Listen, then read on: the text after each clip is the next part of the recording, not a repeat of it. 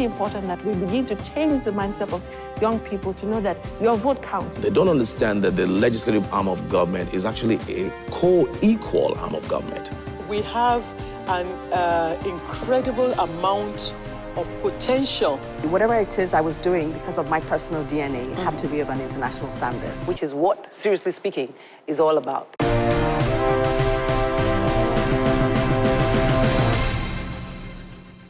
Yes, welcome to the show today. Yes, it's May, and we're talking about all the dividends of democracy and the things we should be looking at. Today, we're talking about sports. Sports, when you mention soccer, for example, most Nigerians today, the children of today, my sons, for example, they are fans of Arsenal and Barca. What happens to Eyimba or, in my time, Bendel Insurance? I don't know what happens to them. Now, on the show today, I shall be telling you the things that could make that industry just as lucrative as the industries outside of this world, international standard. But like they say among the Yorubas, right?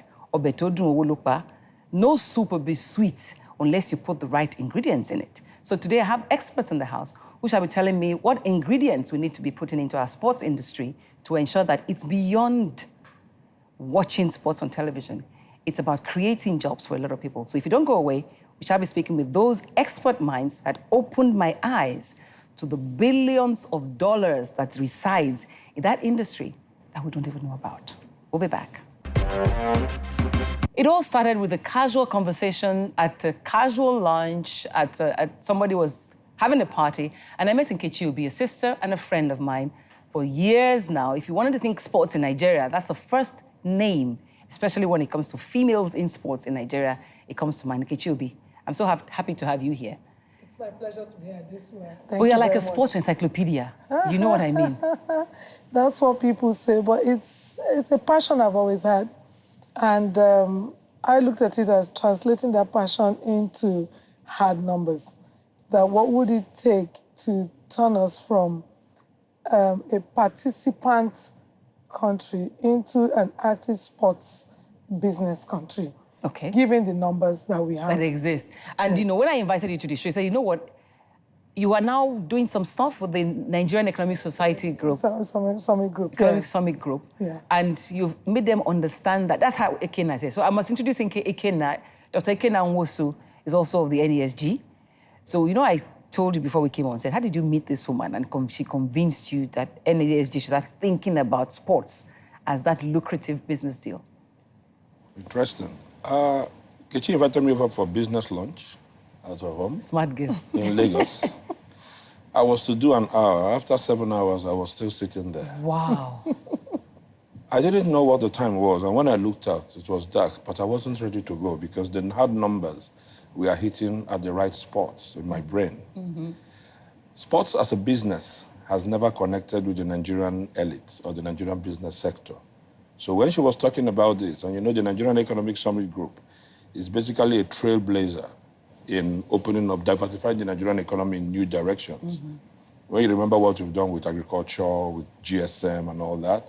So we set the path, blazed the trail, and the rest follows. So I was connecting with what she was saying. And the numbers were ringing like the numbers were ringing like jingle bell. And I said, no, I'm not going to leave you until I understand not just the economics, but how the economics works, mm-hmm. and how we can do the translation from the hardcore skills of Nigerians into hard numbers. And we're not just talking football. Different aspects of sports, male, yes. female. I must bring, I have this down on my phone, you know, yes. the kind of numbers that exist and what's possible. Because people think we're talking, but while I'm fishing that out, Nkechi, you must tell me, how did sports become such an issue for you? I played practically all sport. I went to Queen's College, and I was in Queen's College around the time when they hosted the All Africa Games in '73. Mm-hmm. So Queen's College was a place they used for accommodating some of the contingents. So they built all these basketball courts, volleyball courts, netball courts, everything. So we had the facilities in school, and it was, you know, an interest. My parents all loved sport. My mother played netball, my father played tennis, billiards, what have you. So we all in my family have an interest in sport, mm-hmm. played it and all. So from playing it, I went on, represented Lagos State for 11 years in hockey. Are you a Lagosian? I'm saying this because we're celebrating 50. I'm a Lagosian, seriously speaking, because I came here when I was 2. But I spent the better part of 50-something years So here. you know nothing else? I don't know anything else. I know my home state is Anambra, and I'm from Onitsha. But I know Lagos more than I probably know Anambra and Onitsha. So having represented Lagos 11 years for hockey, represented University of Lagos in hockey, badminton, squash, played squash for Lagos State. I practically played almost all games. I've been an administrator. I've been on the board of several associations and federations. And I've been a player, I've been an administrator, and then I went into marketing. Which is a premium sports, Yes. you know. And so I understand the challenges from a player's perspective, and I understand the challenges from the administrator's perspective, and understand that at the end of the day, it's all about finding the money to keep each party happy. But over and beyond keeping each party happy is how do we translate the numbers we have in this country into delivering sports as an industry? Let's share some of those numbers. You're telling me that the estimated size is between 200 to 300 billion naira. That's a conservative estimate. No, it it's could not be a better. sports industry that... Take soccer, for example. How many Nigerians go to the stadium? Well, the bulk of that money is spent on media. The sad part of it is the bulk of that money is actually spent on advertising other people's leagues. Wow. Yes. A lot of companies spend money on advertising the English Premier League, the La Liga, the this, That's not the because that. ours don't exist. They exist, but... Yes, I keep telling my colleagues in the nascent industry that as long as we don't build a product that people can relate to, they're going to spend their disposable income in what interests them. There isn't that much of a disposable income, so I'm going to spend it on what I like. I'm not going to buy a dress because it is a Nigerian and the dress is tacky, it is sewing, Exactly, yes. exactly. I'm going to buy a dress that I like. So if we want people to like us, we've got to at least give them a semblance of a good product. I'm happy with some of the developments that are happening in terms of our league. Let's take football, for example. But a lot more needs to be done. And so that's where we came in and said, okay, maybe there are challenges we're facing. Why don't we have partners to come and point out? Because I was just going to go to that. How did you not think of going to NESG? Well, it was a chance conversation, too, with someone else. And the person said to me, there's a gentleman you should speak to, you know.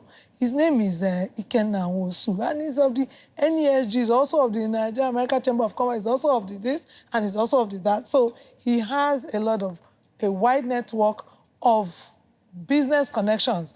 And that's why the challenge has always been how to get the businessmen and investors to see the potentials of sports in Nigeria. Dr. Nwosu, what convinced you that there's potential in it? And how easy is it to convince the corporates? I just told you now, how many people go to a stadium? The soccer, I understand. Well, truly, Nigeria needs to diversify its economy away from petroleum. And over the past 2 years, since the new government came in, the emphasis has been, how do we grow the economy outside oil? Now, sports as a business, by the time Nkechi had explained those to me, the details to me, well, we came back home in the NESG. I'm in charge of the real sector of the NESG as a facilitator.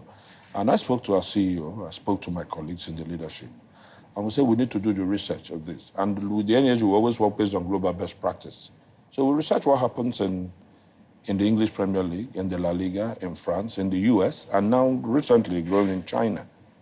And we find that this country is a major exporter of football because we don't only export goods, we export services. Yes.